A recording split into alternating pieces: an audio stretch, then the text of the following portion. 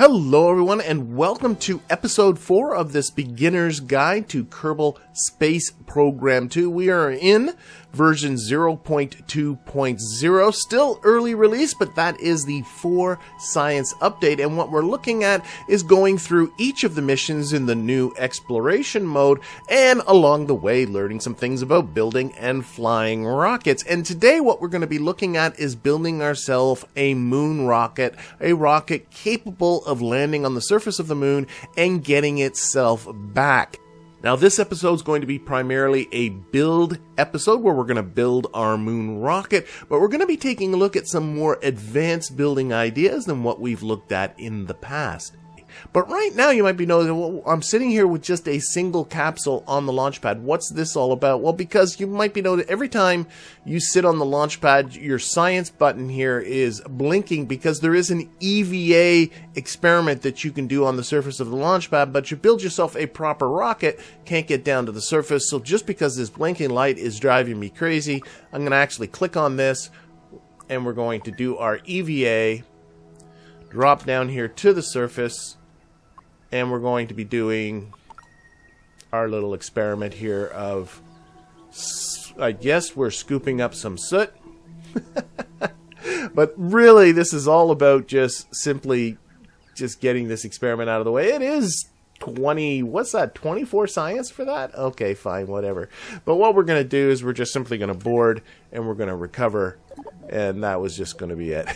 And then we'll get into this video proper. Okay, recover vessel. And we're going to start by going into mission control and taking a look at the missions that we do have available. Again, the next couple of episodes are really going to be about this one. One small step, and it is to land on the surface of the moon. Again, if you want to go into the mission brief, go right ahead, but all you really have to do is do the track mission.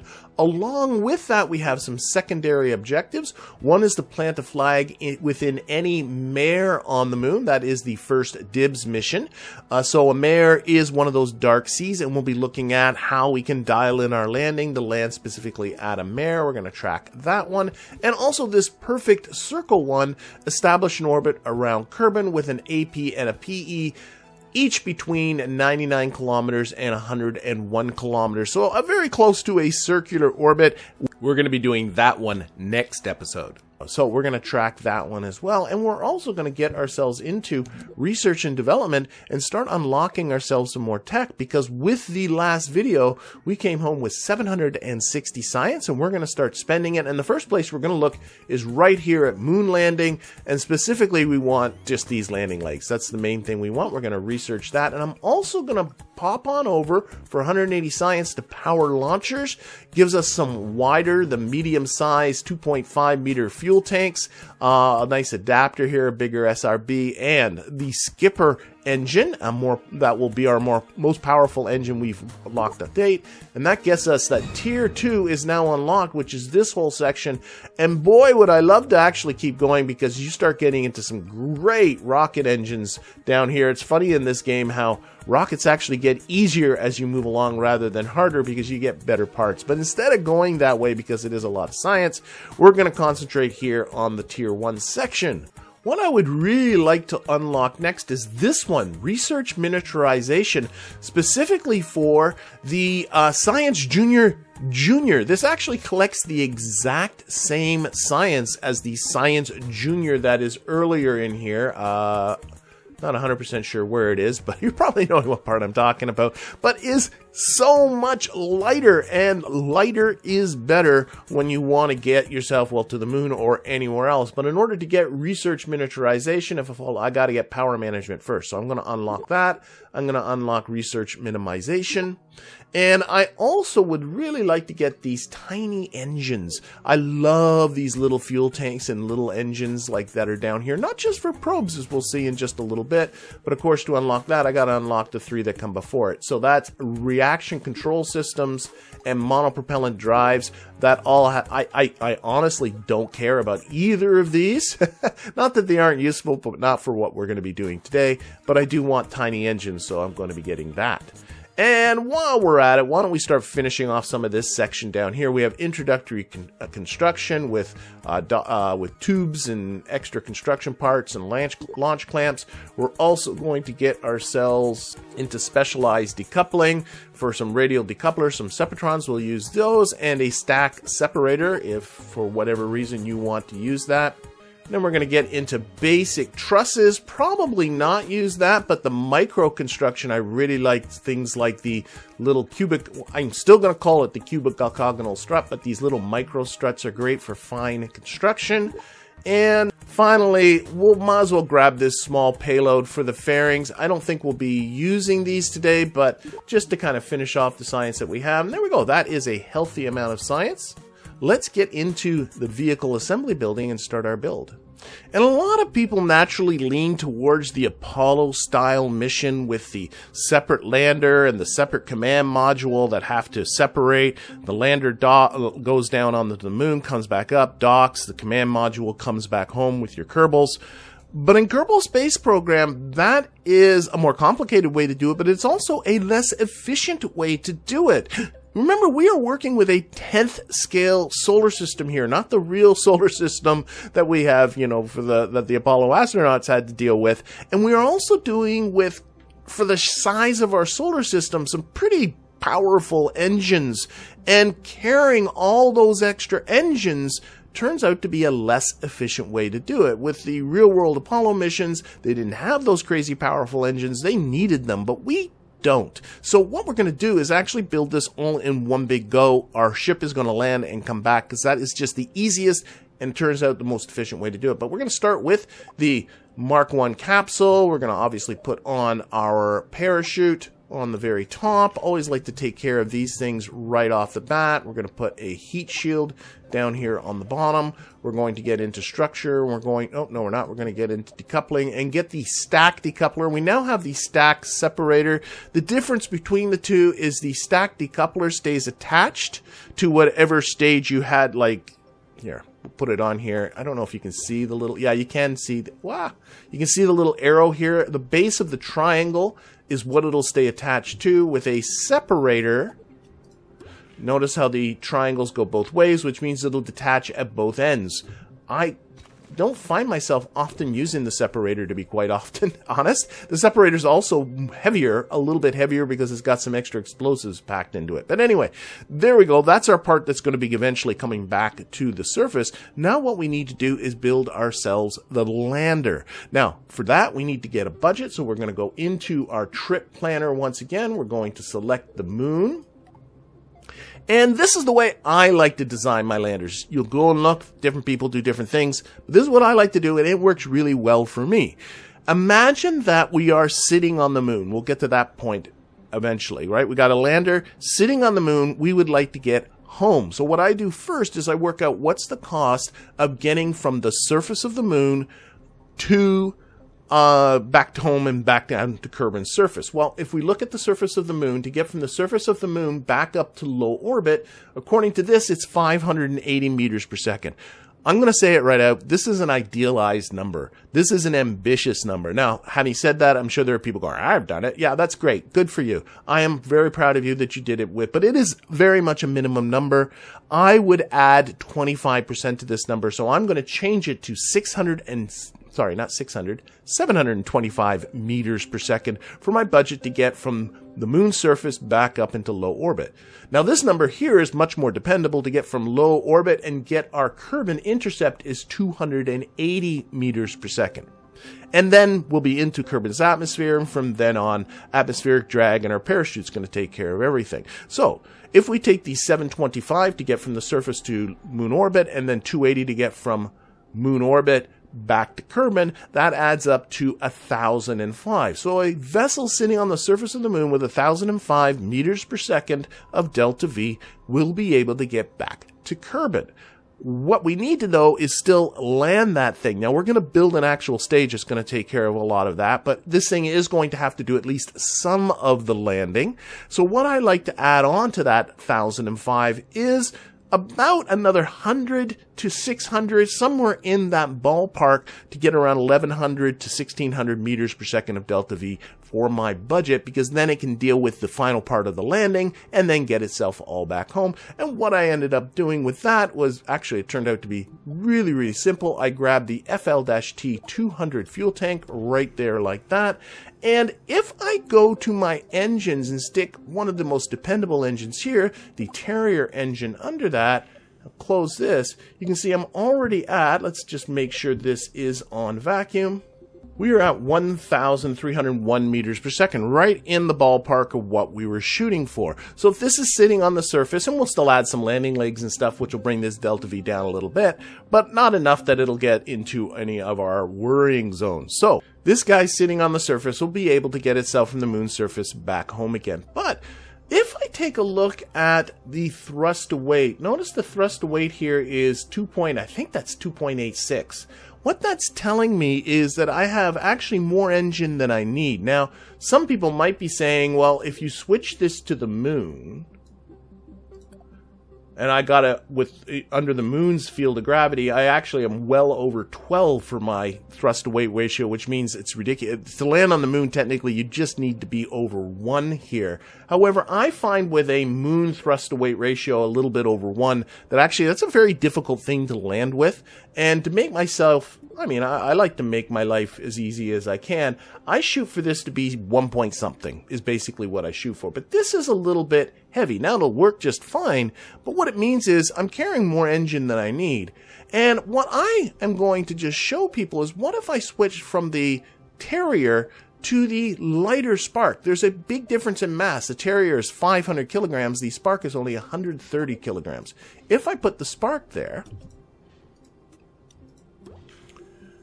my thrust to weight goes down to 0.76. Now, I would like it to be a little bit higher than that. We'll get to that in just a little bit. But notice that my delta V did a jump of more than 100 meters per second. Some people get down on the Spark. They think of it as a useless engine because it does not have the best of thrust to weight ratios, and its ISP is lower than the Terrier. But don't forget that lighter is better, especially if we're talking about the top part of our rocket, because whatever extra weight we have down here, it's going to multiply several times as we go down our stack with our rocket, because we got to lift all of that weight. So always try to go lighter. So we're going to throw away the Terrier and we're going to work with the Spark. Now, again, you could technically land with this if I change it to the moon. That's a 4.57. A lot of you probably can land with that without too much trouble, but myself personally, I like to get a little bit more thrust to weight on this. Being able to decelerate quickly is a good thing as the moon's surface is approaching to you. Now, one thing about this though is that this looks quite ugly down here, because you can sort of see the tank under there. As well, if I grab myself that decoupler and put it on there, notice that looks terrible there, the way the shroud ends up building. So they give you a part to fix that. If we go into structure, we have an engine mount. I'm going to put that engine mount in there, and then I'm going to put the Terrier. Now notice there's actually 2 attachment points. We're going to go to the upper attachment point like that, and then when I put the decoupler on, I get this nice spread like that. Notice, and you can actually adjust the length of this shroud. Isn't that lovely? So that's what the engine plate is for. We're going to put this away like that, and also cleans up the bottom end of this, makes it look quite a bit nicer. Now, what I want to do is up the thrust to weight of this stage a little bit from this 0.75, and to do that, what we're going to do is go back into our tiny engines. We're going to grab an ant engine, and what you want to do is you want to place these. Let's make sure our snap is on, and we'll turn up our, let's put on lights. We'll put on 4 of these for now. We can stick them on here radially like that. And then we got to make sure all of these are on at the same time. There we go. And now we got a thrust to weight ratio of, I think that says 1.02. Still, again, a healthy delta V. And again, some people get down on the ant for the same reasons. Low thrust weight rate. I don't care. It's fine. Their tiny mass is what makes them really useful for a rocket like this. This will work just fine, though. Giving this as being a tutorial, I'm actually going to provide us with some more thrust like that. We have plenty of delta V, so I'm going to actually put 8 of these down here like that. And that gives us a nice 1.28 thrust to weight ratio down there. Still a respectable delta V. I'm rather happy with that. And again, still a lower, a higher delta V than what I would have had with just the Terrier there. And I'm getting the job done with less mass, which is going to save me down the road. Even with all these engines, this still is less mass than that Terrier was.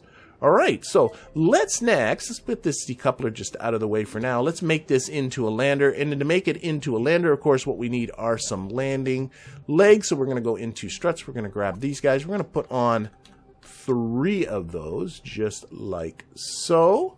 And we're going to extend them just for now. So make sure that as long as they go well below there. Now, I find the landing struts in KSP2 right now are so spongy they're ridiculous. Like they I don't know what they fill this with. Like it's filled with marshmallows or something.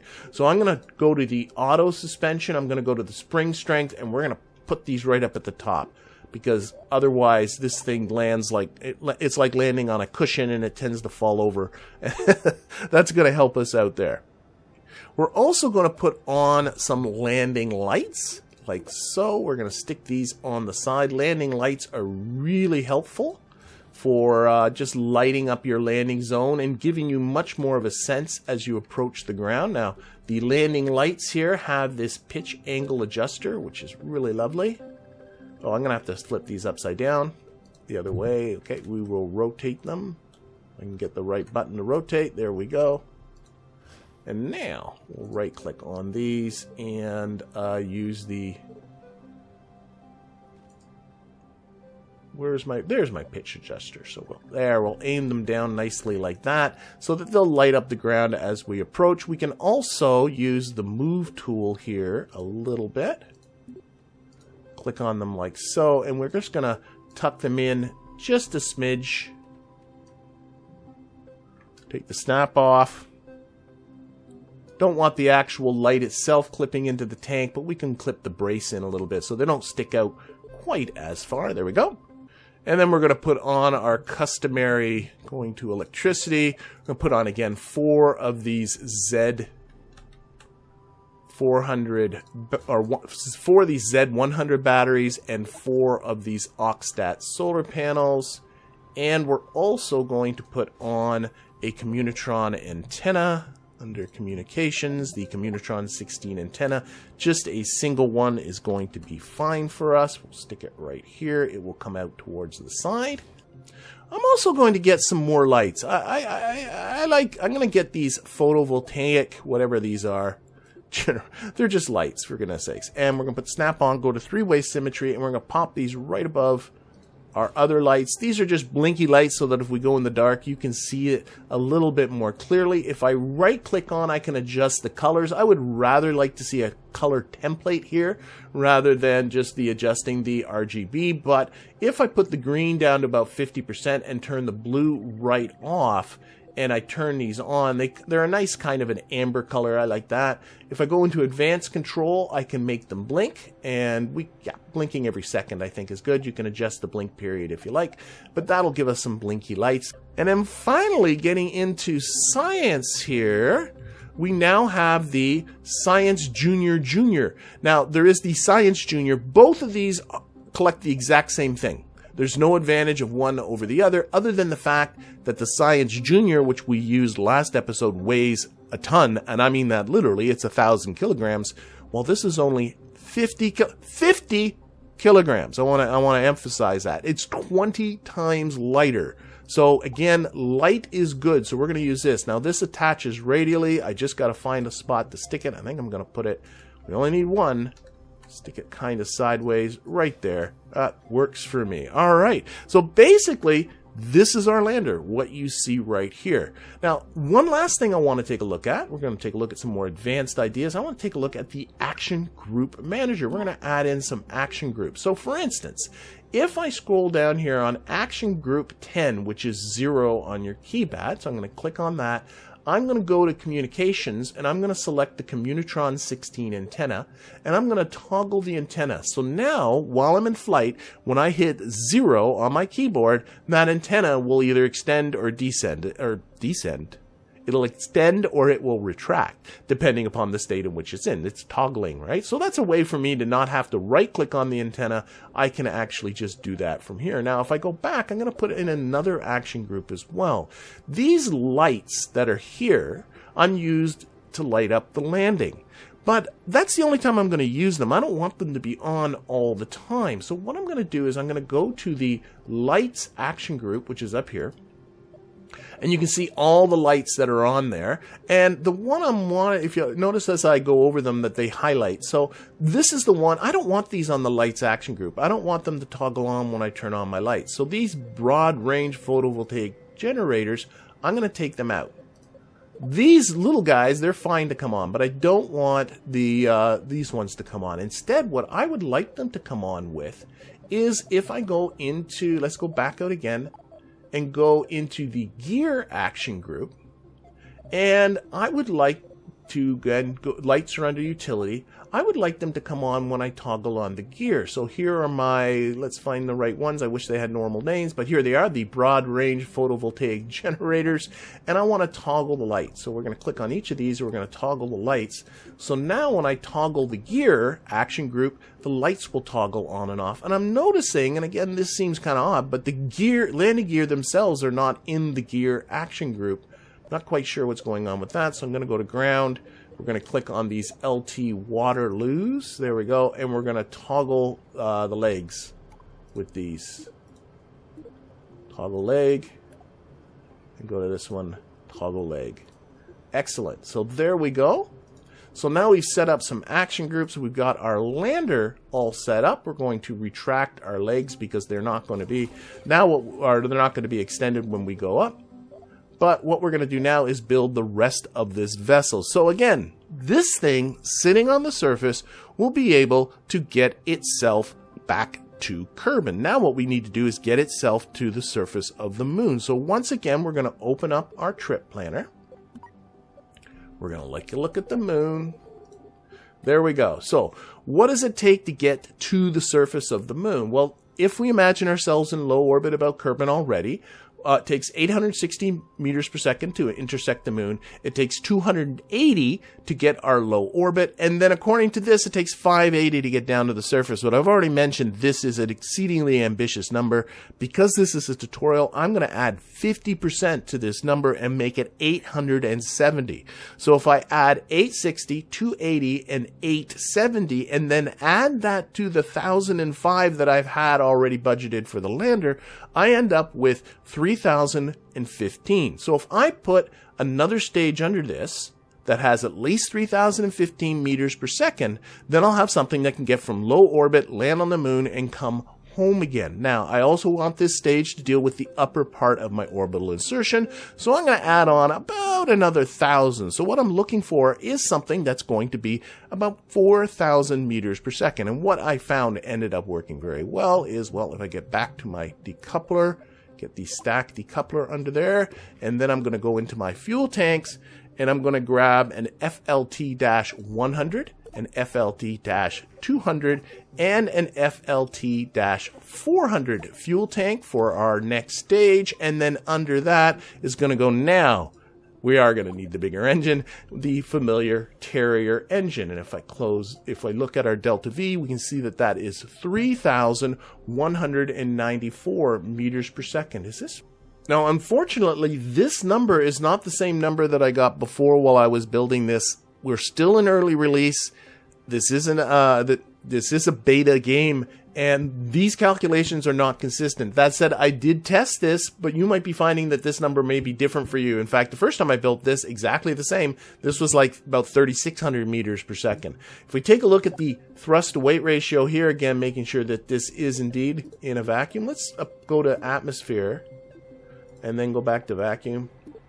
No, it still thinks it's the same. I don't know why. But this is, I think that says about 0.86, and that's pretty good. A thrust to weight 0.8, 0.9 will help us in the upper part of the atmosphere. So I'm going to go with this. I think this is going to be a good rocket for us. So what we need to do now is, oh, and some people also might be looking at this top part and complaining about drag.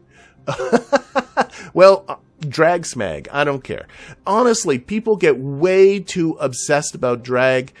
you put on a teeny amount of extra fuel and the drag will be fine. We spend so little time in the lower part of Kerbin's atmosphere where drag is important. When you launch a rocket, it doesn't matter. The atmosphere is almost a vacuum by the time you're in around just a dozen kilometers. You're most of the way to a vacuum as far as the engines are concerned. Drag is not a big deal. If you really, really want to deal with the drag, build a fairing around this, then go ahead. But what I find with KSP2 right now, the fairing doesn't really help with drag. I'm just going to push this through the atmosphere and live with it.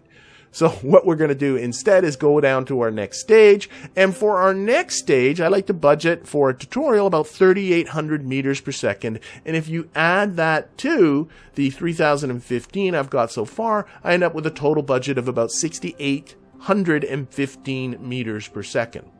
So to get that part, what we're going to do is we're going to get ourselves a decoupler, the stack decoupler like that. We're going to get under utility, under the stabilizers here, we have ourselves a set of reaction wheels. Some people might be wondering, why didn't I put this up here? Because it's just more weight that I don't need. The reaction wheels in the capsule are perfectly fine for handling this orbiter part here, but the extra reaction wheels during launch is nice, so I'm just going to put them on the next stage.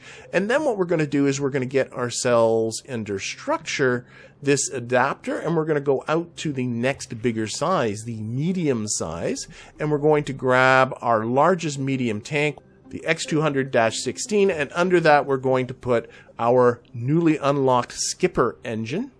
And put that under here, and again we're going to take a look down here at our delta V. Is still nowhere near what it needs to be, but I'm looking at my thrust. Oh, that's a huge thrust to weight. Let's put on another one of these. Medium one. There we go. And we're getting a thruster weight at around 2.18. Still nowhere near the delta V that I need, but if this is going to act as a middle stage, you want your thruster weight here at around 2. So what we're going to do instead is we're going to deal with some radial boosters. But I'm going to show you some tricks. We're not quite done with the middle part of this yet. Show you some tricks that are going to help us out. Now, in the past, I've been using for my radial boosters on my last build, specifically the Thumper and the Hammer SRBs. I know I do have the biggest one. And the SRBs, they have some issues because they look spectacular when they launch, but you can't adjust the thrust. And you are often, especially once you get yourself some decent engines like what we have here, better off going with some liquid fuel radial boosters. So what we're going to do is we're going to go into coupling. We're going to grab ourselves a couple of these radial decouplers like that. We're going to put that there. We're going to go back to here. We're going to grab the FL-T800 fuel tank and put those on the decouplers like that. And then we're going to go under here and we're going to grab ourselves the Reliant engine. I don't need the gimbaling in the swivel. There's plenty of gimbaling that is in this stage here, plus in the skipper engine, plus the plus we have these reaction wheels up here. So this is going to be absolutely fine. And if we take a look at our launch thrust, it's only 1.3638, something like that, but that's in a vacuum. If I go to here, that's a launch thrust of 1.11. That is too low. But we're going to fix that by actually taking our skipper engine and we're going to drag that in so that all three of these engines are all going at the same time. And that gives us now plenty of thrust down there at the bottom stage, but not enough delta V. But what I want to point out is once I did that, look at my thrust to weight here. Once we stage these radial SRBs, it is now 2.99. I think that's what that says. Either way, very close to 3. That's higher than I need it to be. And the reason that's happening is because we're lighting this engine here at launch, we are using up some of the fuel here in this middle stage. So by the time we stage these radial ones, this will now be a lighter rocket. So our thrust to weight when we stage is going to be higher than it was before. We can take advantage of that by going, oh, well, I can actually add more fuel to the central core. You want that central core to be, you know, as bulky as you can get it. So let's put another one of these into here. Take a look at this thrust to weight. Again, what we're looking at is something around 2.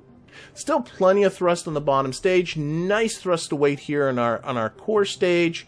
and a delta V now at 6,763, very close to what we need it to be. Maybe what I will do is actually just go into here and grab the smaller MD one. Stick that like that. What's that going to do for us? 6,976. That is wonderful. We're going to go with that. So let's clean this up a little bit. Now, some people might be asking, like, can you, wait a minute, can't you set this, like, by getting in here to this decoupler and turning on the crossfeed and getting it so that you don't use the fuel from here, you instead only use the fuel from here? No, it doesn't work in KSP2, you're thinking in KSP1. Turning on the crossfeed is an option, but it really isn't going to be helpful. You'll still have the fuel going both ways. What we're going to need to do that is fuel lines, and that's going to be something for a future episode. And if you don't know what I'm talking about, you can look up what asparagus staging is, or wait a few episodes. We will get there. But what we're going to do with this, though, is clean this up a little bit. We're going to get some aerodynamic nose cones. We're going to put them on the top here. We're going to take these, get the move tool out. We're going to slide them down a little bit. Not rotate them, but slide them down. I like to get the engines on these to be at least matched up, but a little bit below that core stage. That looks good right about there. Also, this is going to be a little bit wobbly. We can firm that up now because we now have under structure some struts. Struts are great.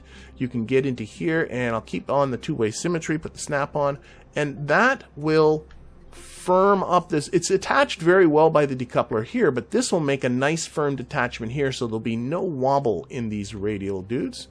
And we'll put the struts there. And the struts, by the way, will automatically disappear when these struts will automatically disappear when we stage. So that will take care of that. I'm noticing my staging here. Oh no, it's still fine. Keep an eye on that staging. It can go all messy on you. The other thing that we're going to do is, although this will likely work, we have unlocked now under engines the Sepratron engine. These are tiny little SRBs, and you can use these to push stages apart. So I'm going to put, what I like to do is, if I zoom in here, wow, that mouse wheel is going slow, and come on down. And turn them sideways like that, so they're pushing away from. I had the symmetry on, so there's one on the other side. But what I also like to do is not only have them pushing sideways towards the top of the booster, but also I like to rotate them. I'm holding the shift key and hitting the D key. I like to rotate them just a little bit so that they actually push up and out just a little like that. And now I'm going to grab these. I'm going to do the same thing on the other side. We're going to have to flip these around. Again, I'm holding shift and pressing now the A key. There, that's level 1. I always do 4 sort of clicks like that. There, and so that will help to push it away, provided they're in the right place. It'll put them in a funny spot. Yep, we need those to go off with our decouplers. Okay, our staging is again making sense. Our delta V is healthy. What the final thing that we want to do is take a look again at thrust weights. We have a nice thrust weight at this middle stage, but this lower stage is too high. Let's put it into Atmo. It is, there we go, it's 1.81. We're going to turn these down just a little bit with the throttle limiter, just the reliance, and I'm looking for something in around the 1.35 range. Works well for me. Different people prefer different numbers, but it's nice to have that number be consistent so you're used to how your rocket behaves. That looks like about 1.38 or 1.39. We'll go with that. And also some tail fins, so we're going to go into aerodynamics, grab these small stabilizers. I find that these can typically go on without further adjustment. That was perfectly fine. And we're also going to put on some launch clamps. You're going to find these under structure. Yes, there they are, these clamps. And again, not really necessary. Let's go two-way symmetry. Put 2 of them here, 2 of them here. Now, a couple of things with the launch clamps that I do think I need to mention. Number 1 is it completely messes up your delta V. The delta V calculation seems to get completely confused once you go to launch clamp land. Also, what I like to do, different people are different, is you don't want to stage your launch clamps before you stage your engines, because that means that the rocket's just going to fall. I like to stage the launch clamps after I stage my engines, so I fire up my engines, and then after a fraction of a second, I will release the clamps. I just do that personally. You can put them into the same stage if you like. That's a personal thing. Now, finally, with the launch clamps is something I really don't like, but if I hit the launch button, notice that we are suspended way in the air. I wish it would know where the ground was. Hopefully that is something that will be addressed. But what you need to do if you're going to use launch clamps, which by the way you don't have to, let's revert back to the vehicle assembly building, is you're going to need to grab the little move guy up at the top here, and you're going to need to, well, shoot. Try that again. Grab that and move the whole rocket downwards. Now, if you middle drag, you can move the camera down with you, but get it down so that we're a little bit more of a sane height. I think even a little lower than that is probably a good idea. Okay, and again, we'll take a look, make sure our staging makes some sense. I don't think it does. Oh, these are our launch clamps, then this, yep. I like to put the decoupler in the same stage as staging our next engine. Yep. And that, and we'll get rid of that, and we'll stage our capsule and arm our parachute at the same time. That is looking great. And finally, one last thing, since we're talking about advanced build, if we go over here, we have a color manager. Color manager, if you really want to personalize your rocket, is really, really nice. Now, you can affect the entire assembly, or you can affect just individual parts, however you want to do it. You can set this to be whatever you want. Let's say, for instance, I would like that base to be a little bit whiter, be more white, maybe a smidge on the gray side. And over here, you can turn down the transparency, which makes it more metallic. It's very, very shiny and metallic down here at the bottom. Let's put it around here somewhere. And then what you can do, be really careful, you can set this as your agency colors, just for you to be aware. I'm not going to do that. And then here's the button to restore back your agency colors. But what I'm going to do is just set this on part, and you can click on just individual parts and go, do I like that? What do you think? Maybe a little whiter? Try that again. A little less transparent. I like that. Okay, and you can go through. Let's see. We'll make these boosters a little. Maybe these guys as well. Maybe this here. So it gives you a nice ability to customize your rockets just a little bit more. Maybe if I turn them really into the gray, we can do these launch clamps so they're a little like that. There we go.